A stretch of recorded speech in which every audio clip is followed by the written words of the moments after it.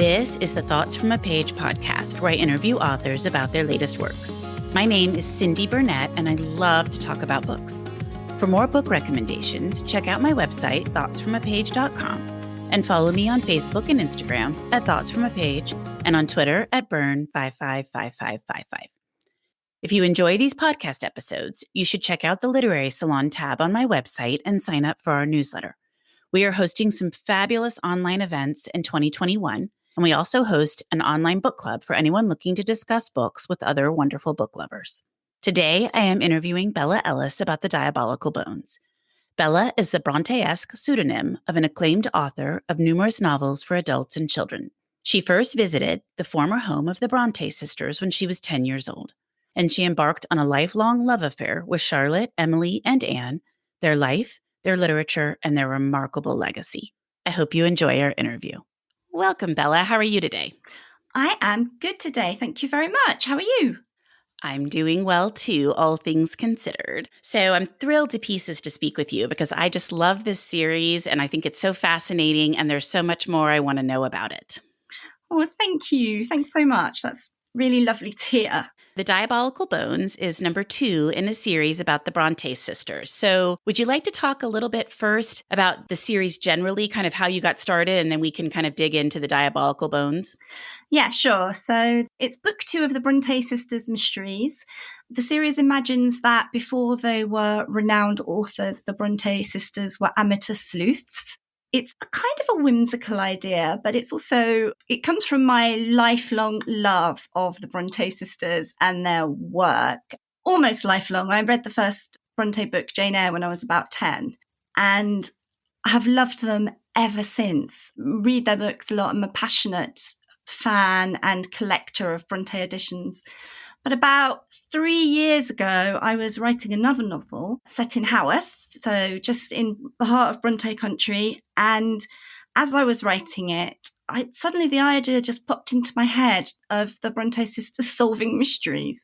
I don't know why. And I quickly went and Googled it because I felt sure that somebody had already written this idea, but they had not. And I was really excited. I thought, this is something that I would love to do. And so I sort of stuck a pin in the idea and just hoped while I was finishing the book I was writing that it would still be available for me to write when the time came. And it was, luckily. So what the series does is it melds fact and fiction. So all the biographical details of their life are accurate with a couple of tiny tweaks here and there, but I always put everything that's not 100% on the nose in the author's note in the book. And I just weave mystery fiction in and around the biographical facts of their lives. And I have to say, I love it so much. It's just an utter joy to me.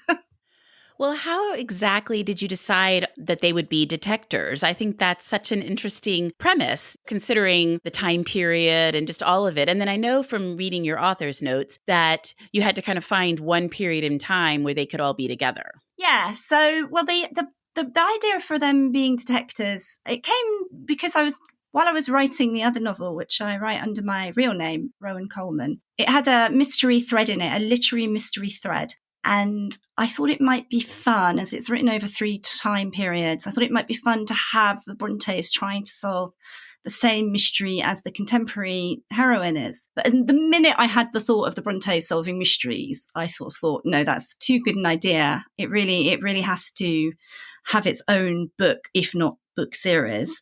Once I decided that, then I had to find the right time to begin the series when they were all under one roof again. So the series begins in September 1845, and it's just after Branwell and Anne have been sent home from Thorpe Green. Branwell's been sent home in disgrace because he had an affair with Mrs. Robinson, his boss's wife. And Anne had to resign. She was working there as a governess, and she obviously had to resign after her brother disgraced her. Charlotte has come home from Brussels, where she was working for Constantine Heger in his school as a teacher.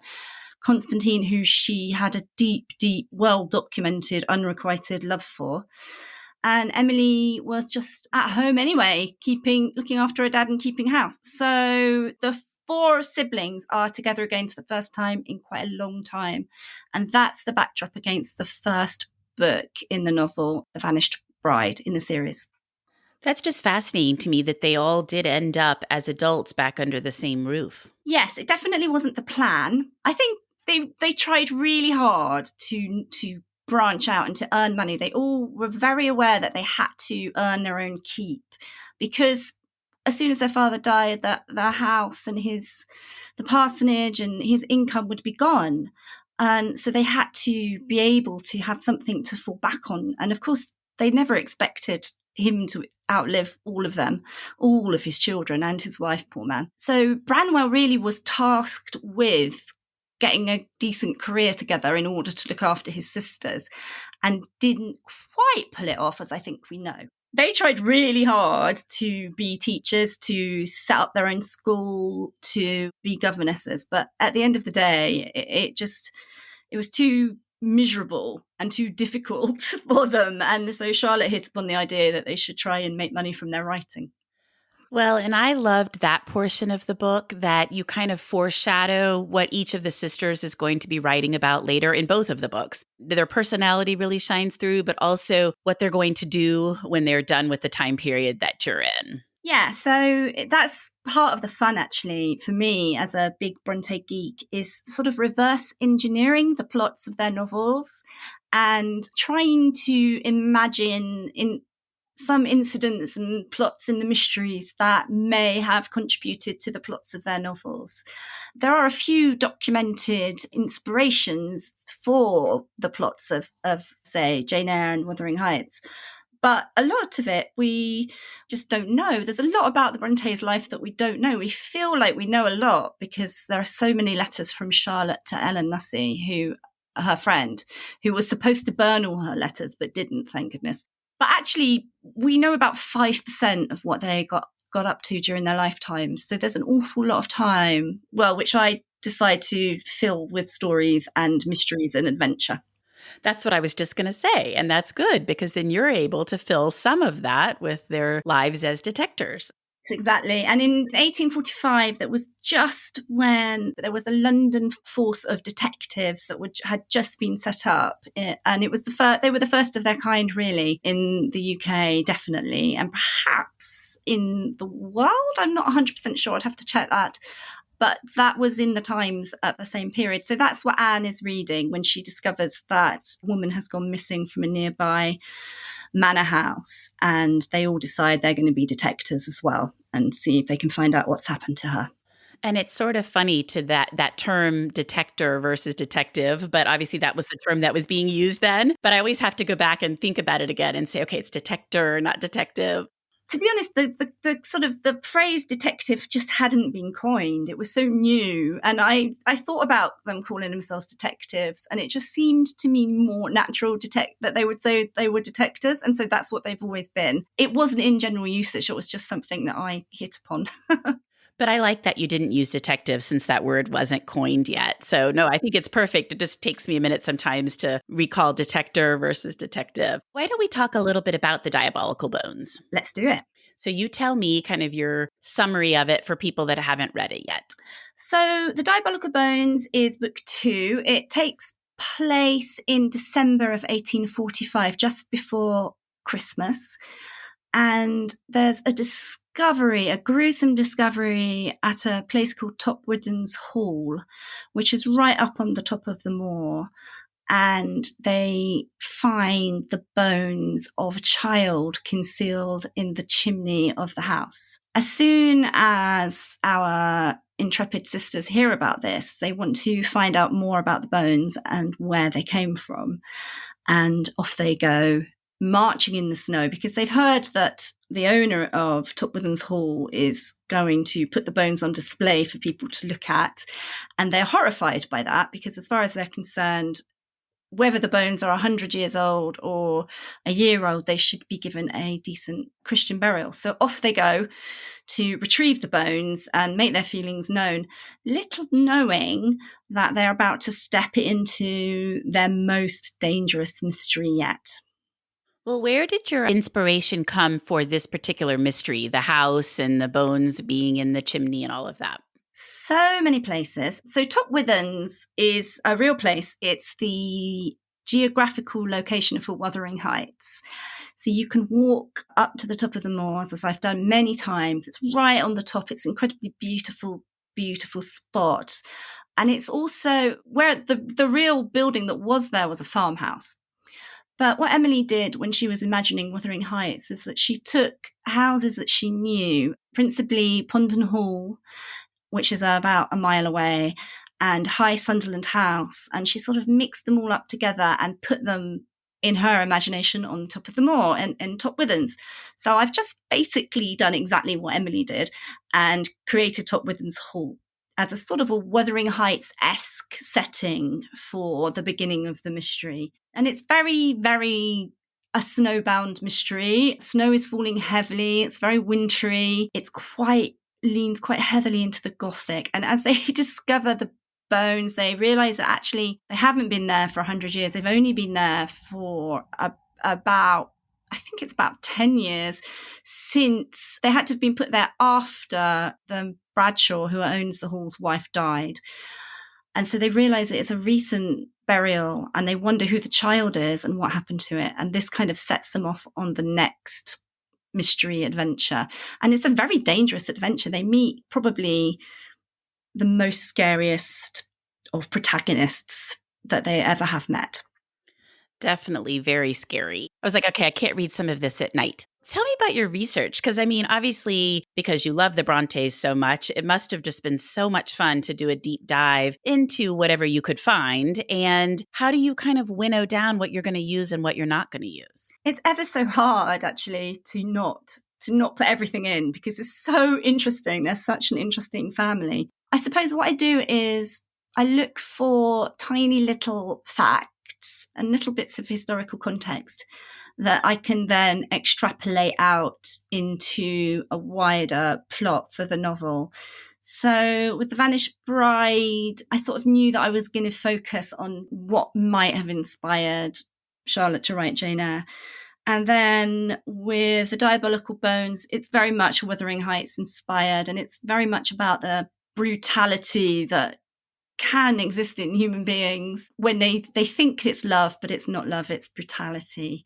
And for the next book, I can't tell you too much about it, but it's based on a tiny, tiny little bit of the Brontë story, sort of Brontë adjacent story, really, which is true, but which has led them off on a whole new adventure to another part of the country. So it's very exciting. Well, that was going to be one of my later questions, was if there's going to be a third in the series and what it was about. So that's exciting. They're going to travel. They're going to travel secretly, because they can't tell Papa, obviously. But they're going to see Ellen, and they're going to go and travel, solve this mystery and help an old friend. Well, that's wonderful to hear that there'll be a third in the series. Yes, definitely will be a third. I hope that there's going to be 6 in all. Okay, so that's your plan, kind of long term, is to finish it out with 6. Okay. Well, that's a good number. Very sadly, they all die within less than 10 years of the opening of the book. So it is amazing that none of them lived very long lives. It's so tragic. And I think it's perhaps one of the reasons that they fascinate us so much. But it doesn't cease to be heartbreaking, really. They just had a very tragic life. Their mother died when they were all small children. They lost 2 sisters at Cowan Bridge, which was the inspiration for Lowood School in Jane Eyre, and then succumbed to, well, first of all, actually, it was Branwell, who half drunk and half had typhoid, I think, but he couldn't stand up to it because he was so drunk. So he died of alcoholism. And they say that at his funeral was where Emily caught tuberculosis, and she was dead within a month of Branwell, and also contracted tuberculosis and died in Scarborough a very short time later, very tragically, very sad. And poor Charlotte, who used to walk around the table at the beginning of The Vanished Bride, you see them walking around the table. And that's documented. We know that they did that. They used to walk around the table talking about their ideas. And their servant Martha said how sad it was to hear her walking around the table on her own after all her siblings had gone. So she battled on for a good few more years, and then finally was happy and married her father's curate, Arthur Bell Nichols, but sadly died when she was pregnant in 1855. I didn't realize that Branwell and then Anne and Emily died so close in time too. Just reading your author notes and then kind of doing some more research about it, but I didn't realize it was that close together. It really was. It must have been terribly shocking for all of them. And the reason that Anne is buried in Scarborough instead of in Haworth with her brothers and sisters is that was her favourite place in the world. And Charlotte took her to Scarborough, hoping that it might revive her, the sea air might revive her, but secretly knowing that she wasn't going to survive. And that she travelled to Scarborough when she was very sick with Charlotte and Ellen, and that's where she died. And Charlotte decided to bury her in Scarborough because she just didn't think her father could stand another funeral of one of his children. So it's incredibly tragic. It is, for both Charlotte and for the poor father. And I think actually that's part of why the Brontë mysteries for me, because I love them. I love these women so much. And they were incredibly bright, creative, curious, brilliant women. And it just gives me a lot of joy to give them a bit more of a life. And even though it's a sort of fictional life, and well, it is a fictional life and a fantasy life, it just pleases me that in these books they are having all these adventures and peril and fun that they didn't have in real life. Well, and it's so fun to read the dialogue between them that you come up with and their relationships with each other. Did you have a favorite that you enjoyed writing of the three of them? People ask me, I get asked that a lot. And I honestly don't have a favourite now because I just love them all for their own individual sort of specialties, really, I suppose. I love Anne, is very fierce and she's a real sort of social justice warrior and she's absolutely determined to do the right thing at all times.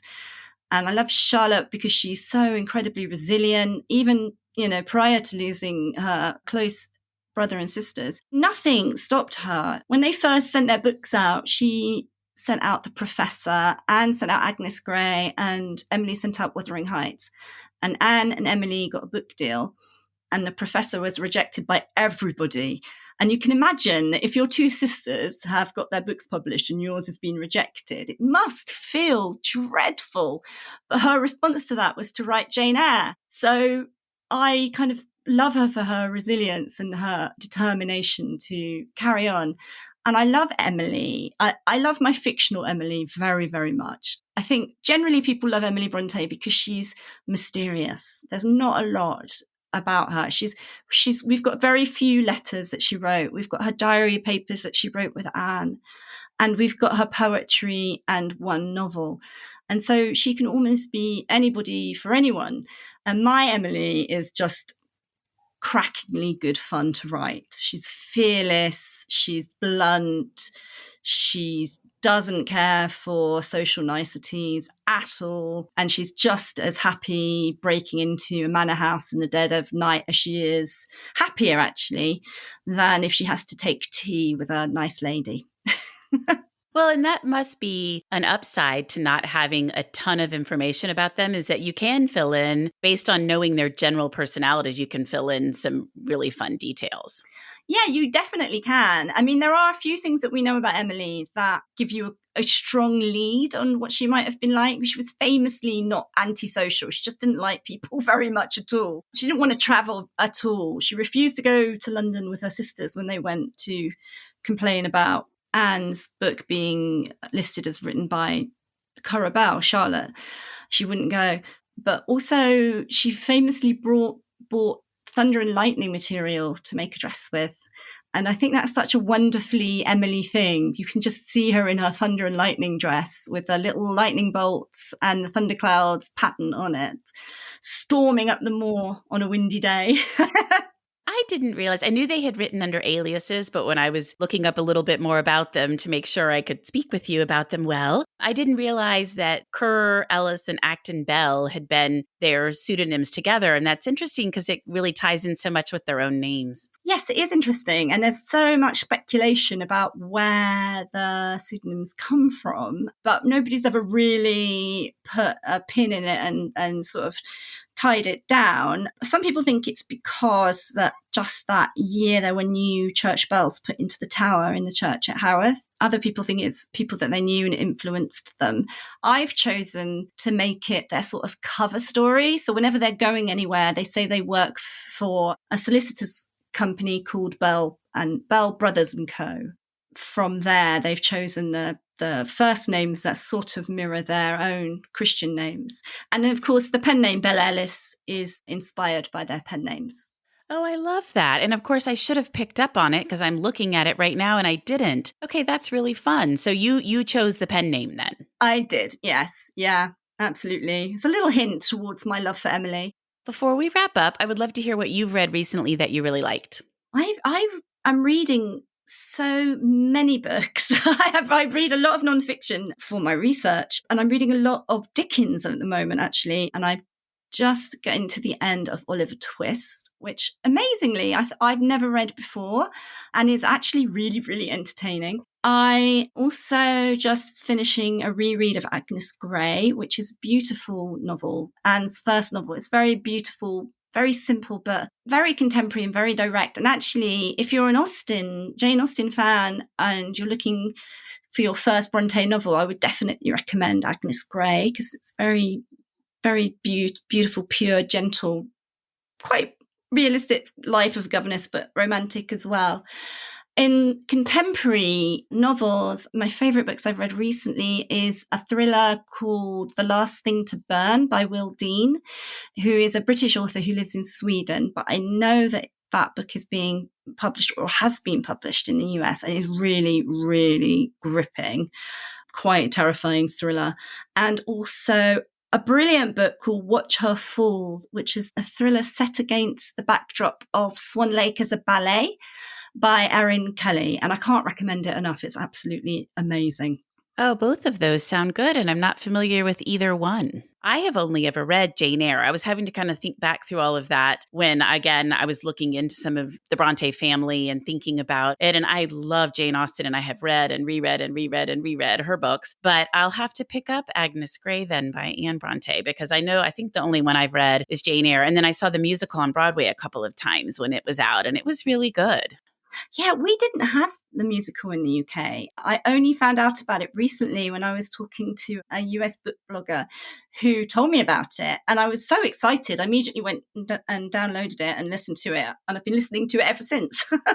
Well, it was really good. And I am a huge Broadway fan, love to go to musicals. And it was funny because the woman sitting next to me, it was her 22nd time to see Jane Eyre. And it just always stuck with me because I was like, I think I'm kind of a diehard fan. And I was like, she put me to shame. She could sing every single word and she just loved it. But it was really good. I very much enjoyed it. I really hope that lady's discovered the Brontë mysteries. I think she'd like them. Well, exactly. And unfortunately, that was a very long time ago. So I wish I could connect up with her and tell her these are the perfect books for you. Well, Bella, thank you so much for joining me on the Thoughts from a Page podcast. I really appreciated your time and I loved talking with you about the Brontë sisters. Well, thank you so much for having me. It's been an absolute joy to talk to you. Well, you too. And now I'm going to be out there recommending the Diabolical Bones to everybody I know as soon as it's out. Thank you so much for listening to my podcast. If you like this episode, and I hope you did, please follow me on Instagram at Thoughts from a Page. Tell all of your friends about the podcast and rate it wherever you listen to your podcasts. I would really appreciate it. Bella's book can be purchased at Murder by the Book, where I work part-time, and the link is in the show notes. Thanks to KP Regan for the sound editing, and I hope you'll tune in next time.